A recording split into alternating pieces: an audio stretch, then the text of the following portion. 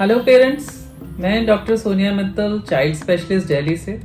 आज मैं एक बहुत कॉमन परसेप्शन इशू के बारे में डिस्कस करने वाली हूं और वो है नेबुलाइजर। ज़्यादातर पेरेंट्स का ये मानना है कि नेबुलाइजर से बच्चों को एडिक्शन हो जाता है, उनको आदत पड़ जाती है और ये बच्चों के लिए नुकसानदेह है। तो आज हम यही समझेंगे कि नेबुलाइजर की जगह दवा देना मुंह से बेटर है या नेबुलाइजर।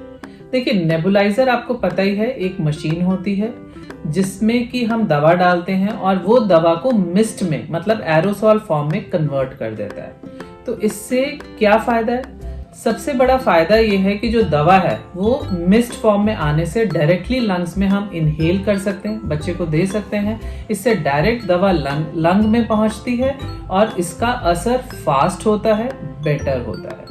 दूसरा, जब भी आप नेबुलाइजर में दवाएं डालते हैं वो ऑलमोस्ट माइक्रोग्राम में होती हैं और जो मुंह से दवा लेते हैं वो मिलीग्राम या ग्राम में होती हैं। तो जो डोज है वो सिग्निफिकेंटली सेम दवा का डोज सेम इफेक्ट के लिए कम हो जाता है। जब हम डोज कम करते हैं तो उसके साइड इफेक्ट भी कम हो जाते हैं और एफिकेसी में फर्क नहीं पड़ता क्योंकि वो डायरेक्ट लंग में जा रही है। तो एफिकेसी सेम है बट साइड इफेक्ट कम हो जाते हैं। चौथा, बहुत फास्ट एक्टिंग होता है क्योंकि वो सीधे लंग में जा रहा है दवा इनहेलेशन के जरिए नेबुलाइजर की वजह से, तो उसका इफेक्ट बहुत फास्ट आता है। जब भी आप मुंह से दवा खाएंगे, मुंह से दवा पहले वो पेट में पहुंचेगी, पेट से ब्लड में जाएगी, ब्लड से लंग्स में जाएगी, तो इसमें टाइम लगता है। और जब आप नेबुलाइजर से लेते हैं, सीधे दवा आप इनहेल कर रहे हो, लंग्स में जा रही है और इमीडिएट इफेक्ट है। तो दवा का इफेक्ट बेटर है, फास्टर है, साइड इफेक्ट्स कम है और बहुत कम डोज में हमारा काम हो जाता है। तो ये सब तमाम फायदे हैं नेबुलाइजर के, जिसकी वजह से डॉक्टर्स आपके बच्चे को नेबुलाइजर लिखते हैं। इसके अब हम बात करें कि क्या कॉमन मिथ है जिसकी वजह से पेरेंट्स इससे डरते हैं।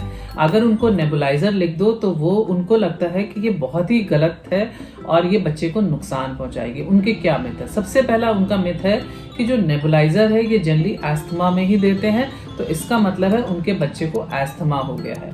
पेरेंट्स, ये गलत है। नेबुलाइजर सिर्फ अस्थमा में नहीं देते पर बहुत सारी लंग कंडीशंस में देते हैं।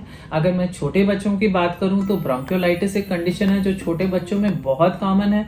आपके बच्चों के और भी कंडीशंस है जिसमें हम नेबुलाइजर देते हैं। अगर हम नेबुलाइजर लिख रहे हैं इसका मतलब ये नहीं है कि बच्चे को अस्थमा है। दूसरा, जो सबसे कॉमन पेरेंट्स का धारणा है वो ये है कि इससे बच्चों की आदत पड़ जाएगी, ये एडिक्शन है। अगर बच्चे को नेबुलाइजर दिया तो उसको बार बार जिंदगी भर लेना पड़ेगा। पेरेंट्स, ये बिल्कुल गलत है। अगर आपके बच्चे को अभी कोई इशू है, चाहे वो वायरल है, चाहे वो ब्रोंकियोलाइटिस है, चाहे वो उसकी चेस्ट में कंजेशन है, अगर अभी दे रहे हैं तो अभी प्रॉब्लम है। लॉन्ग टर्म इसकी आदत नहीं पड़ती, ये एडिक्शन नहीं है। ये दवा दे रहे हैं, अगर जरूरत है तभी देंगे, नहीं तो नहीं देंगे। तो प्लीज, इससे बिल्कुल भी एडिक्शन नहीं होता। आप अपने दिमाग से निकाल दीजिए। अगर जरूरी है तो हम लिखेंगे, नहीं जरूरी है तो नहीं लिखेंगे।